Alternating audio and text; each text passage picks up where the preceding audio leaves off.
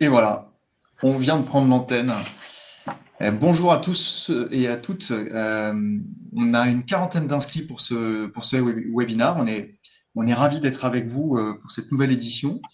Le thème, donc créer, structurer sa propre force de vente. Est-ce que c'est une mission impossible? Est-ce qu'une force de vente peut accélérer le développement d'une PME? On est vraiment très heureux d'avoir aujourd'hui avec nous trois personnes qui ont des expériences extrêmement intéressantes à partager avec vous.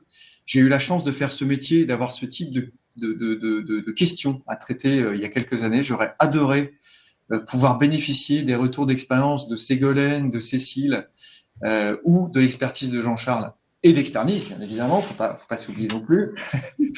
Ce que je vous propose dans un premier temps, on est ensemble pour 45 minutes, c'est d'abord de vous présenter tour à tour. Ségolène, vous voulez peut-être commencer? Avec plaisir, Julien. Donc, je suis Ségolène Bizet. J'ai plus de 20 ans d'expérience en grande distribution. J'ai fait 10 ans d'alimentaire, de chef de secteur à compte clé, avant de passer dans les loisirs une dizaine d'années où j'ai occupé des postes de direction des clients nationaux pendant 5 ans et directrice force de vente 5 ans. Et j'ai rejoint les équipes de Nature Opéra pour presque 3 ans, où j'ai créé la force de vente GMS du début. Voilà, on est parti d'une page blanche. Merci Ségolène. Cécile, peut-être? Alors, bonjour à tous. Moi, je suis Cécile Hague. Pareil, j'ai un parcours GD sur des postes de trade marketing, chef de secteur, compte clé, sur des entreprises plutôt dans l'agroalimentaire dans tous les cas. J'ai rejoint la société André Valois et compagnie il y a presque 3 ans, en qualité de directrice commerciale sur la partie grande distribution. Donc, pour ceux qui ne connaissent pas, André Valois et compagnie, c'est une PME de 20 millions d'euros et on commercialise principalement les marques de rhum HSE en grande distribution. Et j'ai procédé à un changement de modèle sur la force de vente à mon arrivée. Effectivement, on va pouvoir en parler. Merci Cécile. Jean-Charles?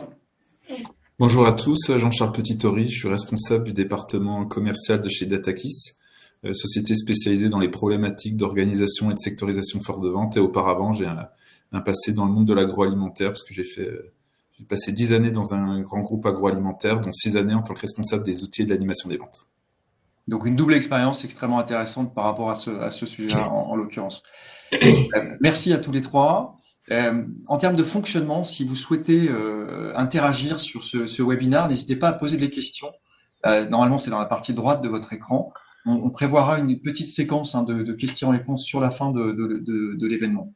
Alors, c'est un sujet qui est assez complexe, qui pose beaucoup de questions. Je crois qu'on a rarement autant préparé un webinaire parce qu'effectivement, on avait envie de faire quelque chose de structuré. Il y a beaucoup de questions qui sont liées à ce thème. On vous propose 4 grandes rubriques, 4 grandes parties en fait, qui sont un peu assez chronologiques finalement par rapport à ce type de sujet. La première, on va échanger sur tout l'aspect diagnostic et identification des besoins. À quel moment effectivement on peut se poser la question de structurer sa force de vente ou de la créer. Quels sont les signaux? On va en parler. Deuxième phase, comment revendre et aligner les équipes en interne et comment revendre au management de l'entreprise ce projet de création, de structuration de force de vente. Troisième phase, bien sûr, trouver les bons outils, être bien accompagné, parce que c'est un projet important avec beaucoup de nouveaux sujets et des enjeux business également importants. Et enfin, bien évidemment, recruter. Comment recruter son équipe et comment ensuite, une fois que l'équipe est recrutée, la former, bien piloter et atteindre tous les résultats que vous êtes fixés dans le cadre de ce projet.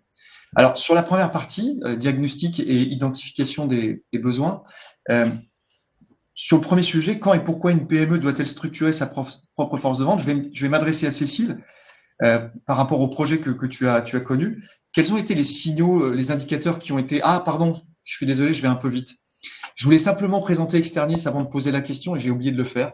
Effectivement, vous compreniez pourquoi on est là aujourd'hui. Donc, c'est la petite minute promo, mais voyez, ça va pas durer plus d'une minute, mais vous allez comprendre pourquoi on a organisé ce webinaire.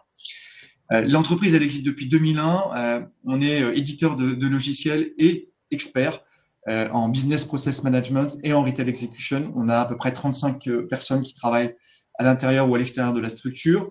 Maintenant, environ 70 clients qui sont majoritairement dans dans la grande conso et dans le retail. Sur l'ensemble des modules de nos logiciels, à peu près 10 000 utilisateurs se connectent chaque matin pour aller en point de vente la plupart du temps. On tutoie à peu près 5 millions d'euros de chiffre d'affaires actuellement. Et on a un ADN qui est vraiment d'apporter de l'agilité, de l'automatisation, de la fiabilité, de l'efficacité à nos clients. C'est vraiment ce qui fait qu'on est aujourd'hui au milieu de vous. On travaille sur l'ensemble des circuits du retail, y compris les cuisinistes. Hein, c'est assez récent, mais effectivement, ces logiques de retail execution s'appliquent à un grand nombre de circuits. Et puis, il y a 5 ans, on a fondé avec Olivier Devers le Retail Execution Forum pour avoir la chance d'être entre les capitaines de l'industrie et du retail pour pouvoir bénéficier de leur vision, de leurs analyses en temps réel et de pouvoir imaginer les solutions dont nos clients ont besoin demain. Voilà les gens avec qui on travaille. Il y a des petits moyens et des grands qui ont tous, à un moment ou à un autre, eu cette question à se poser. Donc voilà pourquoi on est face à vous aujourd'hui. Je reviens à cette question que je voulais poser à Cécile. Je referme la parenthèse. Donc, en termes de momentum, en fait, quels ont été les signaux, les indicateurs, en fait, qui vous ont donné envie de passer d'une force de vente avec des agents commerciaux externalisés à votre propre force de vente? Qu'est-ce qui s'est passé? Alors, en effet, quand je suis arrivée, il y avait déjà une organisation qui était en place avec 3 chefs de secteur qui étaient intégrés, mais sur les bassins à fort potentiel, et une force de vente mutualisée avec 2 autres marques. Donc, ça veut dire concrètement, un chef de secteur mutualisé, il dédiait environ 30% de son temps à notre marque.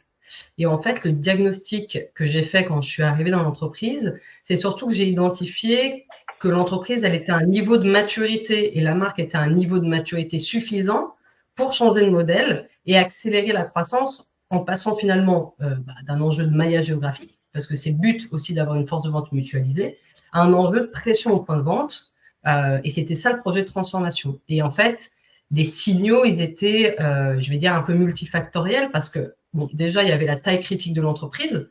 En fait, basculer sur un nouveau modèle, ça veut dire aussi avoir les moyens de passer ce cap-là. Donc, les moyens humains, les outils et aussi les clients. Parce qu'aujourd'hui, on avait quand même une diffusion dans quasi 100% des enseignes de grande distribution. Donc, ça donnait du sens au fait de changer de modèle et d'accélérer la pression de point de vente.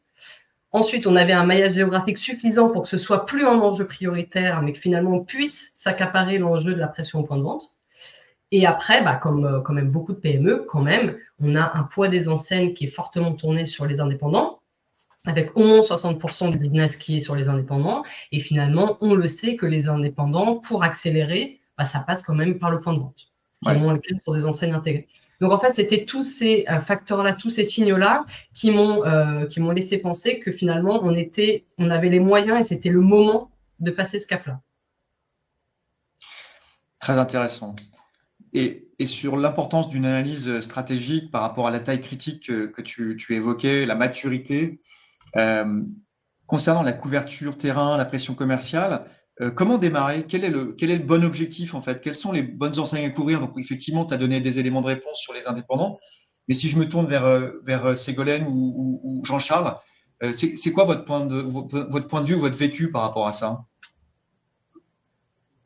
Alors moi, la première chose que j'ai faite en arrivant, sachant que la décision en fait de créer la force de vente était déjà prise puisque j'arrivais pour ça, ça a été un étroit travail de collaboration avec le directeur des comptes clés pour bien poser les enjeux et les priorités par enseigne, les grosses attentes et bien définir finalement quel était le parc optimal à couvrir.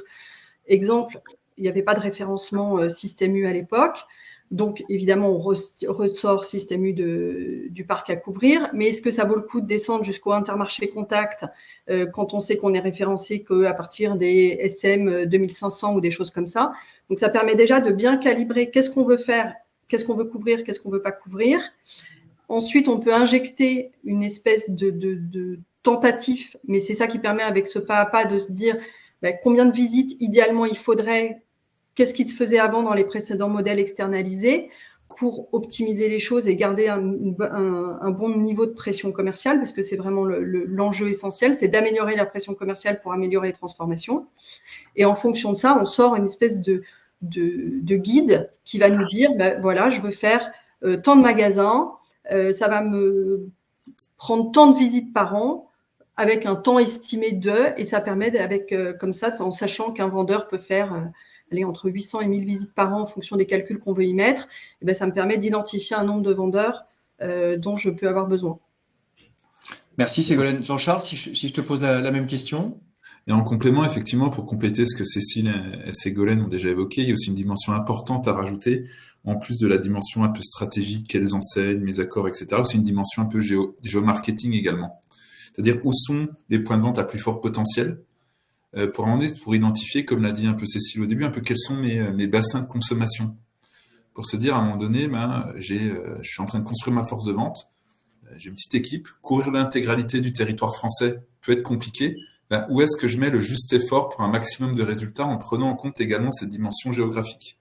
Et après, se dire en complément, se poser la question, quels sont les types de profils que je veux mettre aussi également sur mes différentes enseignes ou sur mon territoire, en fonction aussi également du potentiel du bassin. Très clair. Merci pour ces éléments. Si on parle de la revente du projet en interne, des alignements en interne, parce qu'effectivement, c'est un changement assez important, à la fois en termes d'orgas, de culture et de process.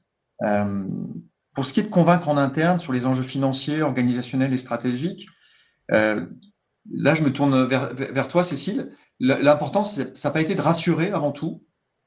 Ouais, en fait, convaincre, en fait, c'est d'abord rassurer. Et finalement, rassurer, ça passe par, à mon sens, plusieurs leviers. Bon, la première, c'est la pédagogie. Souvent, vous allez convaincre du top management ils sont pas forcément toujours au cœur du réacteur. Et donc, c'est rappeler peut-être la genèse de où on vient et où on veut aller. C'est quoi la grande distribution et pourquoi finalement une force de vente en grande distribution, on estime que c'est un levier prioritaire pour la transformation. Ensuite, amener du benchmark. On a une structure, on peut se comparer. Donc, en fait, est-ce qu'aujourd'hui, le modèle qu'on a, il est pertinent? Est-ce qu'on est sous-staffé? Est-ce qu'on est sur-staffé? Donc, vraiment trouver le bon ratio de force de vente. Et après, je me suis entourée et j'ai impliqué des experts, des prestataires qui avaient pour objectif de rassurer et d'amener une lumière différente parce qu'on ne maîtrise pas 100% des compétences et de l'expertise. Et ça donne un peu une légitimité au projet à travers ces prestataires. Donc là, en effet, c'est là où je me suis entourée notamment de DataKiss sur la partie sectorisation et de vous sur la partie CRM. Ouais. Et donc, on attendait autre chose. Et en fait, finalement, une fois qu'on a fait de la pédagogie, il y a aussi toute la notion chiffrée, des chiffres clés, et en fait, être capable d'amener des projections réalistes pour dire d'où on vient et où on va avec le meilleur ratio coût-bénéfice maîtrisé. Parce qu'en fait, le nerf de la guerre, et surtout sur des PME, ça reste le cash flow. Et en fait, finalement, ce qui fait peur, c'est l'utilisation et les investissements. Et surtout, quand on parle d'investissement sur de la masse salariale. Et donc, il fallait que la solution proposée, elle permette d'amener une valeur ajoutée, croissance de volume, croissance de part de marché, de la transformation. Et qu'en fait, à la fin, on puisse dire, OK, on change de modèle, on va investir tant, mais on va aller chercher un business incrémental qui n'existait pas. Et donc, finalement, voilà, moi, je l'ai construit en plusieurs étapes, en m'entourant et à travers vraiment quelque chose de plus factuel, objectif possible. Ouais, ok, très clair. J'ai bien aimé, effectivement, la notion de projection réaliste, finalement. Oui, alors c'est sûr que si on arrive en disant qu'on va recruter et qu'on va faire gagner 100% de plus de volume sur un marché qui est en décroissance, je suis pas sûre qu'en fait, après, il y ait une crédibilité suffisante pour aller au bout. Mais en tout cas, c'est vraiment, voilà, avoir une projection réaliste. Après, moi, dans mon cas personnel, ce qui s'est passé aussi, c'est qu'on avait déjà une force de vente mutualisée. Cette force de vente-là, elle avait un coût. Et donc, j'avais déjà identifié, si je supprimais cette force de vente-là, combien de budget j'allais pouvoir avoir. Et donc, ensuite, je suis partie de cette étape de départ en me disant, je peux me payer combien de chefs de secteur? Et ensuite, en travaillant le potentiel des points de vente, notamment avec DataKiss, est-ce qu'on est sous-staffé avec ce nombre de chefs de secteur ou on est sur-staffé? Et après, on a construit, on a aménagé. Mais forcément, du coup, ça fait moins peur parce que ce que j'ai proposé comme investissement, c'était un investissement aussi en face d'un investissement que je supprimais en partie. Donc voilà, je l'ai construit vraiment dans ce sens-là. Et comme tu le disais en point de départ, rassurer, c'était l'objectif premier parce que je sais que c'est des projets qui font peur. Bien sûr. Et quand il s'agit de démarrer, selon vous, il vaut mieux démarrer avec 8-10 vendeurs en se disant, voilà, je veux essayer de couvrir les magasins, les bassins de consommation dont parlait Jean-Charles tout à l'heure, je veux vraiment bien les couvrir. Je veux pas que mes vendeurs passent trop de temps dans leur voiture, donc je vais tout de suite partir avec une force de vente de 8-10 personnes. Ou à contrario, je vais suivre la progression de mon chiffre d'affaires en commençant avec 2 vendeurs, puis 3, puis 4, en fonction de l'évolution de nos résultats. Donc je vous pose la question, il vaut mieux faire quoi? Ça dépend, j'ai envie de dire, un peu aussi également comme l'a dit un peu Cécile, aussi de la capacité d'investissement et la volonté d'investissement, la frilosité ou non par rapport à ce sujet-là, et de se dire un peu, il y a une côté un peu aussi parfois, un peu test and learn en fait dans l'approche. C'est de se dire, penser à un dispositif qui peut être évolutif à court terme avec les moyens que j'ai. Voilà les zones prioritaires à travailler, investir dessus, mesurer les impacts, mesurer les résultats, et se dire après, une fois que je valide le modèle, quels sont les secteurs où je pourrais ajouter des ressources au fur et à mesure. Comment en fait penser un plan non pas uniquement court-termiste, mais un plan un peu plus à moyen long terme avec l'évolution du chiffre d'affaires. Cécile, sur cet Moi, aspect-là, alors moi, je suis complètement alignée avec Jean-Charles. Pour moi, Ouais. en fait, le plus dur, c'est de trouver le juste équilibre. Et évidemment, je suis partie dans un modèle, en tout cas dans mon esprit, qui était moyen terme. Ça veut dire au début comment on couvre les zones qu'on estime les plus importantes en termes de potentiel de transformation, qui ont une meilleure ratio entre couverture, pression point de vente et aussi le bon delta. Je passe pas trop de temps dans le véhicule, je suis suffisamment au point de vente, parce que forcément, quand on est une PME, on a quand même des grandes zones. En me disant, ce modèle, il est évolutif. Et plus on va générer de la croissance, plus on va être bon, plus on va pouvoir renforcer des zones et avoir un maillage qui va être de plus en plus tactique. Mais forcément, ça passe par, à mon sens, forcément un projet un peu évolutif. Il faut déjà avoir le coup d'après, à mon sens. Ouais, bien sûr. Est-ce que, Ségolène, vous auriez une réaction sur ces sujets? Parce que c'est vrai que dans votre projet, ça s'est passé un peu différemment, puisque vous êtes arrivé, le projet était déjà acté, mais Le projet était déjà acté avec Ouais. un nombre de chefs de secteur, mais effectivement, on a priorisé par rapport au potentiel des différents secteurs, quels étaient ceux qu'on voulait pourvoir en priorité. Alors après, il faut rester assez flexible. Hein. Les contraintes de recrutement aujourd'hui sont toujours aussi difficiles. Et donc, on avait peut-être 8 secteurs sur 14 qu'on avait identifiés comme prioritaires. Et on a recruté en fait par grappe. Donc, on a commencé avec 4 chefs de secteur au mois de juillet qu'on a intégrés. Et puis, on avait planifié de pouvoir peut-être faire 3 ou 4 sessions d'intégration sur une année pleine, de façon à pouvoir à chaque fois avoir quelque chose qui démarre, ne pas attendre d'avoir d'équipe au complète, sinon c'est beaucoup trop long, mais ne pas avoir non plus des gens qui arrivent au compte-gouttes, qui se retrouvent un peu perdus. Donc, l'astuce de faire des mini-intégrations de groupes 4 par 4 a été vraiment une solution plutôt très bénéfique à plein d'égards. Déjà pour créer un premier esprit d'équipe, moins solliciter les équipes en interne, et puis 4 d'un coup, tout de suite, ça a un meilleur effet sur tous les chiffres que vous pouvez montrer aussi en interne pour continuer à rassurer au fur et à mesure. Et puis les 4 de la deuxième session bénéficient des retours d'expérience de la première session. Bien sûr, et de toutes les améliorations qu'on a pu faire au fur et à mesure. Ça rejoint la notion de test and learn dont parlait Jean-Charles tout à l'heure. Et en test and learn, je rajouterais aussi qu'un chef de secteur, il y a plusieurs modèles de chef de secteur. Il y a le chef de secteur en CDI, il y a le chef de secteur alternant, il y a aussi le stagiaire. En fait, tous ces modèles-là, ils permettent des test and learn sur des zones qui peuvent permettre ensuite de dupliquer et de pouvoir intégrer de plus en plus de chefs de secteur en CDI, parce que le but, c'est de pérenniser un modèle. Mais finalement, il faut aussi jouer avec les différents modèles pour être capable de rassurer sans prendre des risques trop conséquents.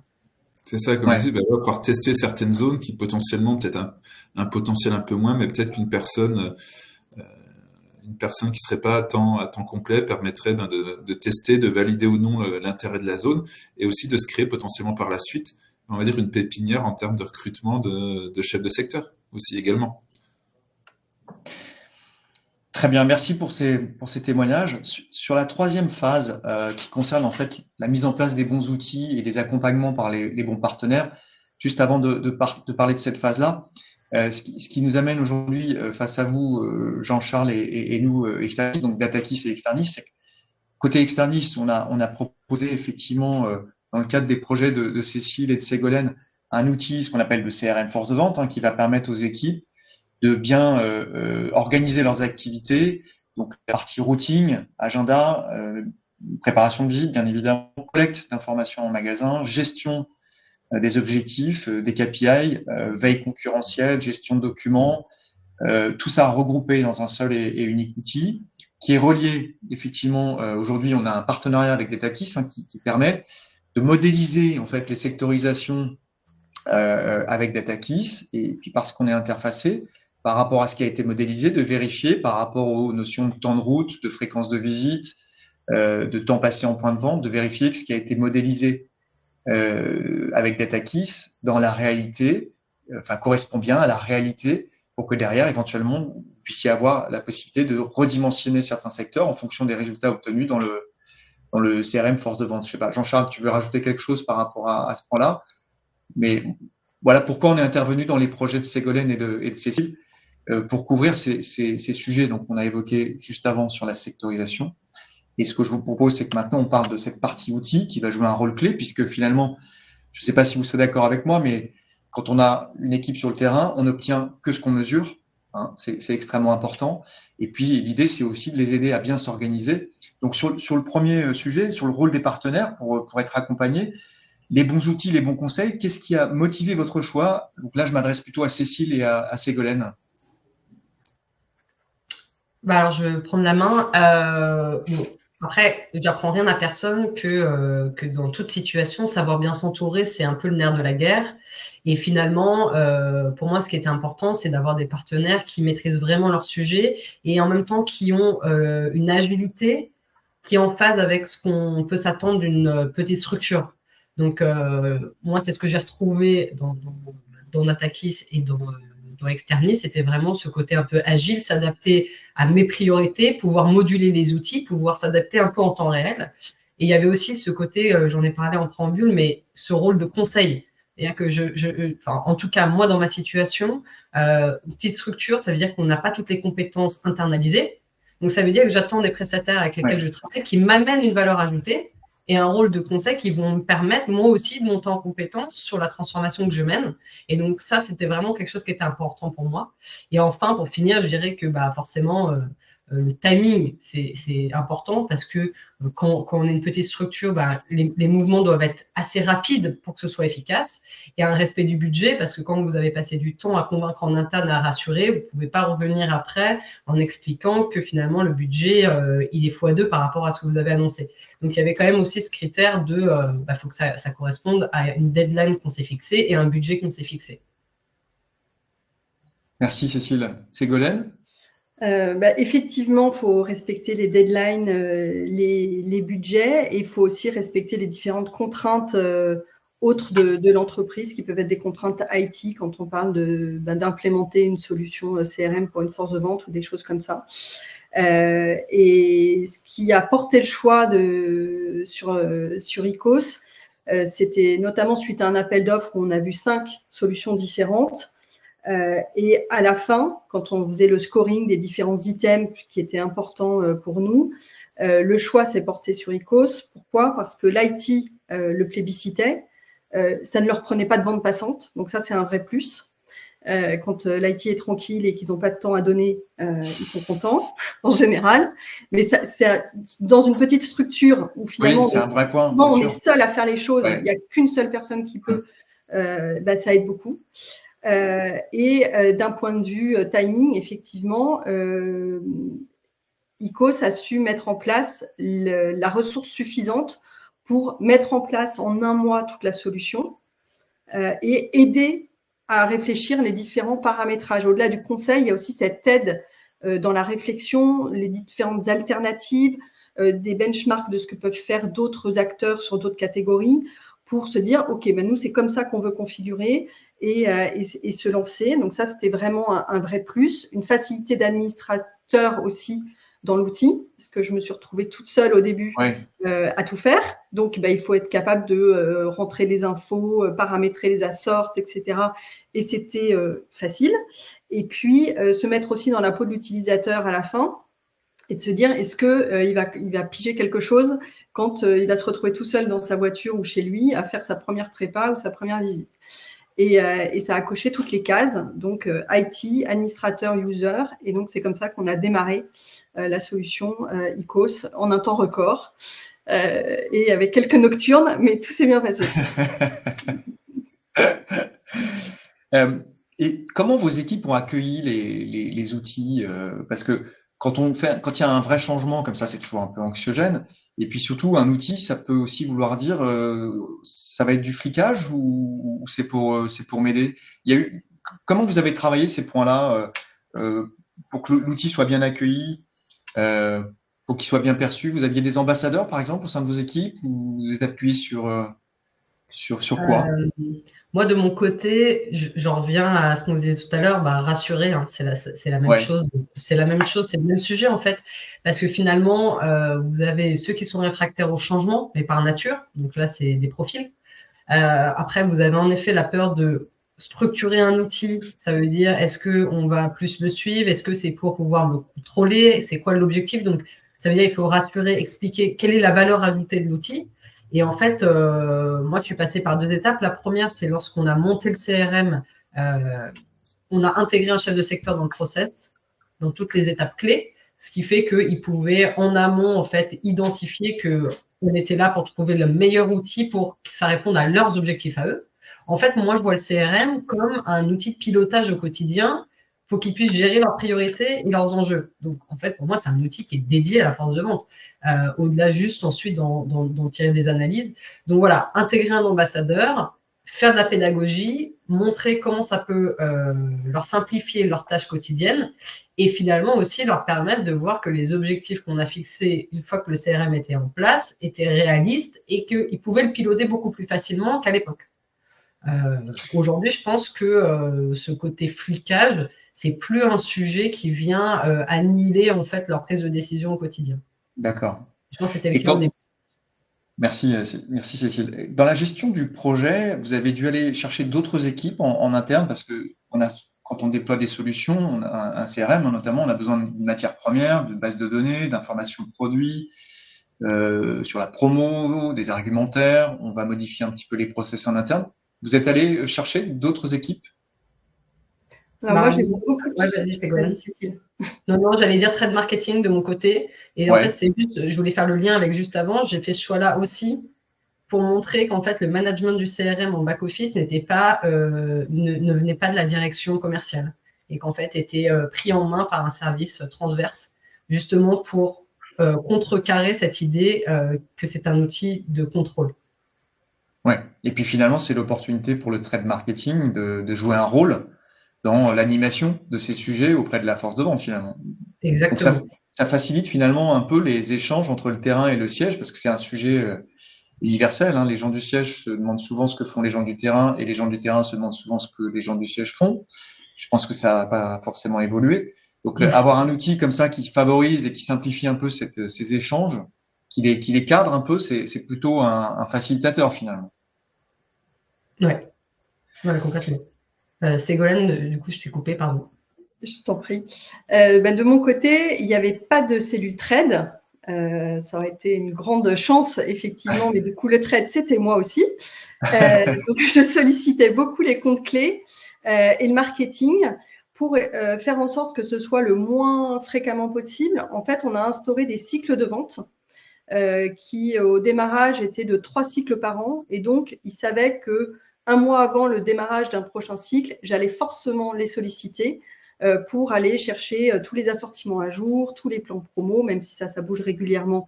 Ils ont pris vite l'habitude de m'informer et remettre à jour tout ce qui pouvait être argumentaire via le marketing.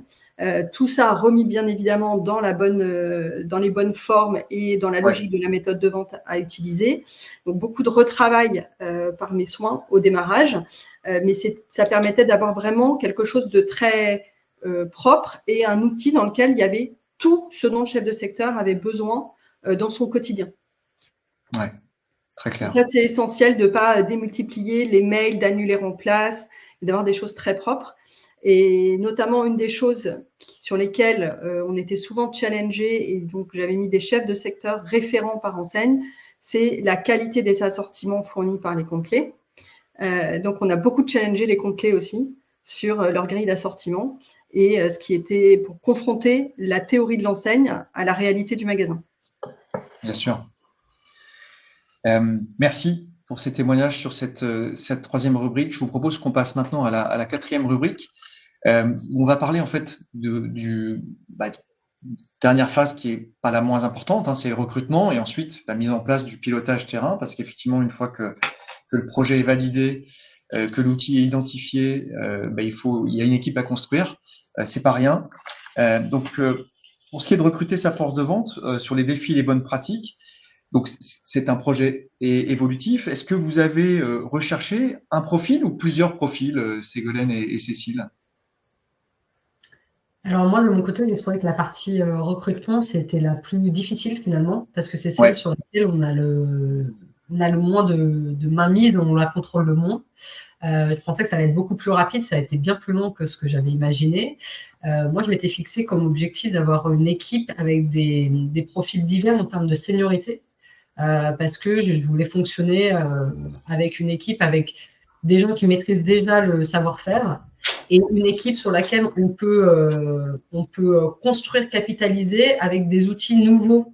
Parce que finalement, en fait, ça va dans le sens un peu de la culture du projet. On est dans du développement. Donc, je voulais vraiment avoir un peu ce mix de profils.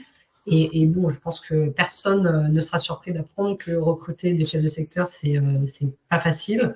De trouver les bons profils qui ont des valeurs. Aujourd'hui, nous, on a une PME, donc forcément, on recherche des profils qui sont peut-être impliqués d'une autre façon dans les structures, qui ont peut-être souvent, on en attend peut-être un peu plus dans leur mise en lumière.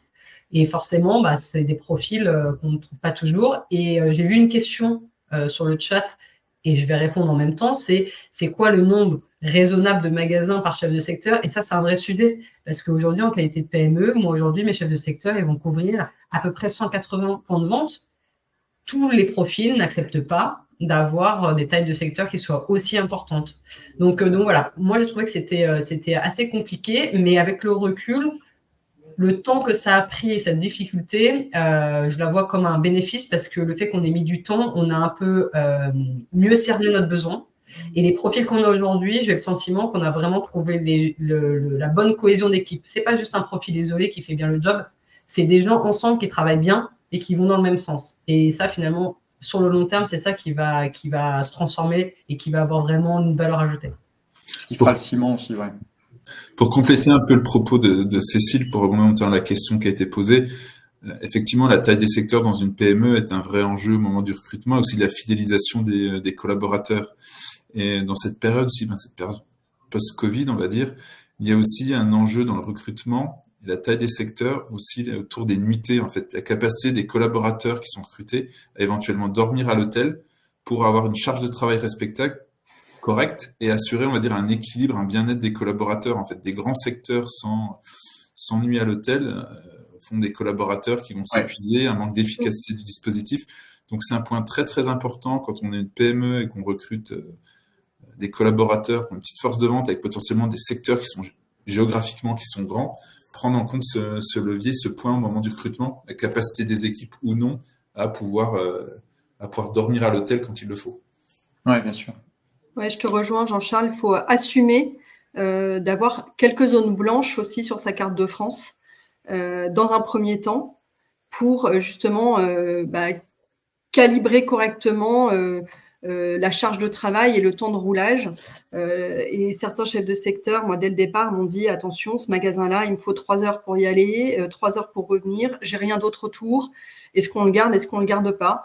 Et bien, effectivement, très souvent, à moins que ce soit un énorme VIP, on le retirait au profit peut-être d'un magasin plus petit, mais qui permettait de préserver un nombre de visites plus important aussi dans le portefeuille. Au niveau des recrutements, le choix que j'ai fait dès le départ pour Nature Opéra, avec une force de vente qui a démarré de zéro et qui n'avait pas encore de manager, c'était de recruter uniquement des chefs de secteur qui avaient eu une première expérience et qui n'étaient pas des piou-piou sur le terrain, de façon à ce que je sois sûre qu'ils puissent démarrer avec une relative autonomie, sachent prendre en main une CRM. Ils étaient très contents et même surpris parfois d'avoir déjà un outil CRM dans une entreprise qui démarre sa force de vente. Et donc, et dès le départ, il fallait pas tricher en entretien sur attention, ça démarre, ça va se structurer, ça va s'améliorer au fur et à mesure. Il faudra accepter que tout ne soit pas parfait, que tout ne roule pas tout de suite, et au contraire, on attend de vous une contribution pour améliorer et développer l'équipe. Et ça a plutôt bien été perçu de la part des différentes personnes qui nous ont retrouvés. Et sur les 2 premières années, on a eu très peu de départs volontaires, en tout cas, et plutôt des gens qui étaient très heureux d'avoir rejoint une aventure et de participer en fait à cette création et à l'émergence de quelque chose de nouveau qui n'existait pas avant. Et quand on arrive à les emballer avec cette histoire-là et qu'ils adhèrent aux valeurs de l'entreprise, aux valeurs de travail, derrière, on a des ambassadeurs mais qui déplacent des montagnes. Ouais. Et d'ailleurs, je te rajouterais sur ce que Ségolène a dit, et je pense qu'on parlait de bonnes pratiques, et Ségolène a raison. Je crois qu'il faut aussi, quand on prend cette décision-là, in fine, être capable d'être agile. En fait, de maintenant imposer un parc de magasins à un chef de secteur, et si c'est pas collaboratif, c'est voué à l'échec. Et je suis d'accord, on n'a pas la science infuse. La vie du retail, ça bouge en permanence. Les couvertures, les parcs, les accords changent tout le temps. Si demain on n'est pas capable d'échanger avec son chef de secteur et finalement de revoir un peu l'aménagement du parc pour être plus efficace et l'impliquer dans la prise de décision, je pense que sur des petites tailles de force de vente et sur des petites entreprises, ça peut pas fonctionner. Donc là, je rejoins Ségolène, c'est hyper important d'être dans le collaboratif et d'être capable de se rechallenger et changer sa base de départ. Très intéressant. À propos de l'animation et du suivi terrain, si je vous dis couverture, ciblage, exécution commerciale, détention, fréquence de visite, il faut commencer par quoi, en fait? C'était quoi le plus important quand vous avez démarré l'activité et que les premières statistiques remontaient dans l'outil? Sur quoi vous aviez mis le plus de focus et d'attention? Au tout début, le tour de parc. Ouais. Parce que tant qu'on n'a pas de données… Donc, la couverture. Oui, le fameux P0. Créer une base de données, en fait. Le tour de parc, créer la base de départ. Et c'est à partir de cette base, après, qu'on peut évaluer et voir les progressions. Parce qu'au début, on est aveugle. Quand on dit que la force de vente, c'est les yeux et les oreilles du terrain, on le sait par rapport à c'est tout ce qui va remonter dans la CRM. Mais tant que la CRM n'est pas complète par rapport au tour de parc, en fait, on ne peut rien en tirer vraiment de l'effet force de vente, à part ce qu'on va voir dans les chiffres autres de la société, qui peuvent être le chiffre d'affaires, le volume, voire la part de marché dans les données de Nielsen. Mais au début, il nous faut ce tour de parc. Donc la couverture, ensuite la qualité des relevés, j'imagine, pour que les informations soient viables, bien évidemment. Et une fois que ça c'est en place, c'était quoi le plus important pour vous, le plus gros levier pour aller chercher du chiffre d'affaires additionnel, développer l'activité? Vous avez surveillé quoi particulièrement? Moi, de mon côté, forcément, l'évolution de l'ADN. ADN, C'est le nerf de la guerre, hein, donc voilà. Pour le coup, nous, on l'a vu très vite. Moi, aujourd'hui, c'est plus 15 points de DN, et sur les segments majeurs, on a passé 90%, ce qui n'était jamais arrivé. Après, en réalité, c'est aussi le problème des petites structures, c'est le taux de rupture. Donc, moi, je pilote beaucoup le gain de taux de rupture, parce que c'est de l'argent qui dort. Et après, on met un peu de l'emphase aussi sur la qualité des visites. Moins de visites blanches, plus de rendez-vous. Donc là, c'est plutôt sur le côté qualitatif des visites. Et à la fin, je dirais que sur le critère principal qui va guider un peu notre projet, c'est est-ce qu'on continue de gagner de la part de marché? Parce que gagner du chiffre d'affaires, finalement, c'est toujours un peu biaisé. Gagner du volume, si tout le monde gagne du volume, pareil, ça ne veut pas dire grand-chose. Mais finalement, gagner de la part de marché, ça veut dire qu'on a été plus fort que les autres à un moment donné. Et c'est ça qui, à la fin, a été le fil rouge. Et finalement, moi, aujourd'hui, je vois qu'en même temps, c'est plus 0,5 de part de marché. Ça paraît pas grand-chose. Mais quand vous en pesez 4, en fait, c'est beaucoup.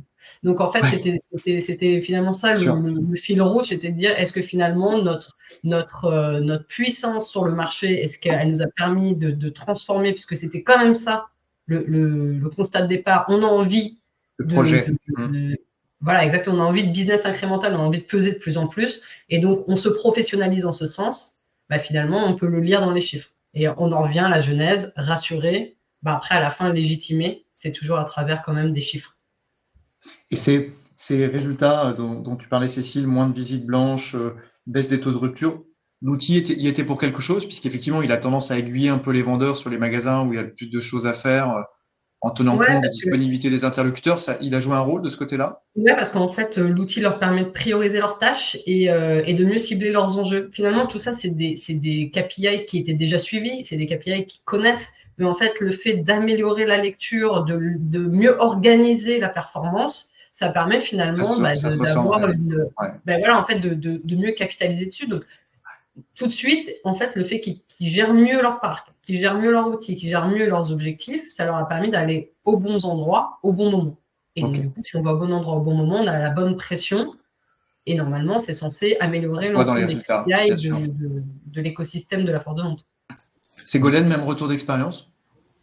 Oui, priorité 1, c'est DN. Pour aller même plus loin et vraiment prioriser les produits sur lesquels on voulait le plus insister, on avait clusterisé notre ranking de produits. Alors, très simple, hein, gold, silver et bronze, mais c'est vraiment trois catégories du coup de produits qu'on pouvait suivre. Et évidemment, on voulait d'abord passer des seuils significatifs de DN sur les produits gold avant de s'intéresser au silver et au bronze. Et ça a plutôt bien fonctionné. Les chefs de secteur étaient plutôt très partie prenante là-dessus et ont bien compris l'intérêt de déclencher la visite parce qu'il va manquer du gold et pas parce qu'il va manquer du bronze. Donc, c'était une aide supplémentaire Ouais. et en même temps, ça a aidé beaucoup en interne de façon à bien expliquer que la force de vente, elle se focalisait sur telle catégorie de produits, ce qui permet derrière aussi au compte clé de pouvoir dire, regarde, à son enseigne, on passe des caps à tel ou tel endroit pour pouvoir aller négocier des strates plus intéressantes le coup d'après. Parce que finalement, c'est étroitement lié. Hein, ce que va faire la force de vente et ce que peut en tirer le compte clé pour aller négocier mieux derrière, c'est vraiment très important. Et ensuite, tout ce qui était visite blanche, on le suivait beaucoup. Nous, on était surtout très attentifs à ce qui était visite avec rendez-vous. Donc vraiment, ou rendez-vous ou action merchandising avant ouverture. C'est très, très important, notamment dans le domaine des échanges, où en plus la réimplantation peut être faite assez rapidement dans un rayon. Et les taux de rupture étaient essentiellement suivis sur les SCA, puisque le système d'appel à groupage que certains pourront reconnaître, dans certaines SCA, était vraiment un vecteur de rupture très fort. Donc, il y avait des grosses actions là-dessus par rapport aux jours de commande en fonction des semaines, etc. Voilà, donc c'était assez tactique, mais très, très utile pour bien piloter la bonne pression et quelle est la bonne semaine aussi pour aller à tel ou tel SCA. C'est important, comme le disait que ce soit Ségolène ou Cécile, de mettre le bon effort au bon endroit, au bon moment en fait.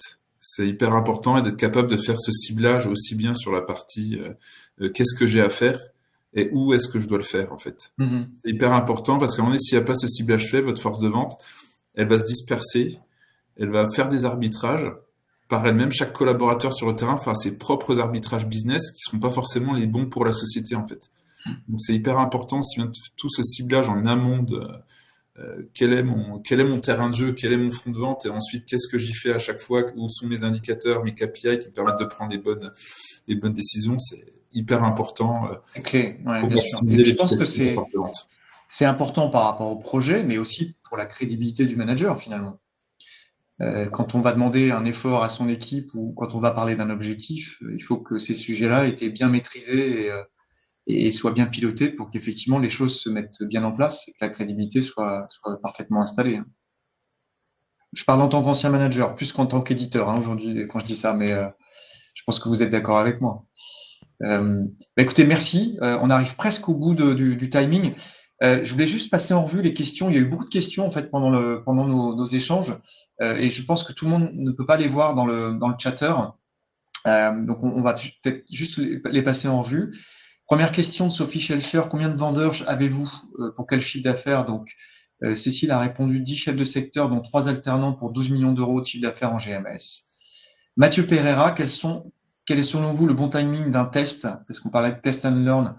Réponse de Cécile, l'AGD fonctionne en cycle de 12 mois post-accord, donc on est parti sur la même timeline pour les test and learn. Question de Christophe Vinet, selon vos expériences, quel est le niveau raisonnable du nombre de magasins par chef de secteur ou taille de secteur? Donc je me suis fixé une limite à 200 points de vente que j'ai finalement réduite à 180 magasins pour avoir des fréquences de visite pertinentes. C'était la réponse. Est-ce que vos forces de vente ont dû faire de la prospection sur les points de vente non actifs et est-ce que c'est pertinent de l'inclure au début du projet? Nous avons ciblé, donc c'est la réponse, les points de vente avec un potentiel, avec un choix de visiter plus les H&M que les supermarchés. Une partie du parc n'était pas active, donc c'est ce que disait effectivement Jean-Charles, hein, il faut accepter qu'il y ait des zones blanches, effectivement, parce que choisir, c'est se priver, mais c'est aussi surtout mieux traiter des magasins qui ont vraiment du potentiel. Céline Ramin a demandé comment impliquer les différents acteurs de l'entreprise, le marketing, les comptes clés, sur la nécessité d'avoir un CRM actualisé et propre. Excellente question, il y a du vécu. Mettre en relation, réponse de Cécile, mettre en relation leurs objectifs avec les objectifs de la force de vente pour montrer que le CRM va répondre à 100% à des objectifs internes. Alors là, j'approuve totalement la réponse. Moi, j'avais une question aussi que je voulais vous poser. Est-ce que les chiffres Circana annoncent qu'une force de vente qui visite un magasin, c'est une part de marché qui est 2,6 points supérieure à la part de marché de la marque. Donc c'est assez conséquent. Est-ce que vous n'avez pas l'impression que pour une PME, c'est probablement encore plus par rapport à vos deux expériences, que les enjeux part de marché dans les magasins d'invités sont encore plus forts quand on est une PME? Oui, probablement. On en a déjà parlé sur le fait que on est dans une situation qui est différente sur le marché. La grosse boîte qui est très très installée avec des marques très fortes, elle défend plutôt des positions. La PME avec des plus petites marques, elle est plutôt en gain, elle est plutôt agressive entre guillemets. Donc forcément, ça se voit encore plus, j'imagine, Ouais. qu'on est une PME, puisque en fait le gap to fill il est bien plus important. Et effectivement, ta part de marché a progressé de 12,5 points, hein, puisque tu passes de 4 à 4,5, si je C'est me ça. souviens de ce que tu as dit tout à l'heure. Donc, c'est encore plus, c'est effectivement plus important. Ça doit être encore plus valable sur la première année pour une PME qui instaure sa couverture et la régularité de prise de contact avec le magasin. Effectivement, donc une force de vente dans ces situations-là peut avoir un rôle extrêmement clé à jouer pour accélérer le développement de l'entreprise. J'ai une dernière question un peu anecdotique. Est-ce qu'il faut absolument que les forces de vente aient des voitures électriques ou pas? Hybride, du coup. Hybride, plutôt? Pas de débat. Parce que j'étais avec une directrice commerciale récemment qui m'a posé la question. Et effectivement, je pense que c'est assez noble dans l'approche de se dire qu'il faut des véhicules électriques par rapport à l'empreinte carbone.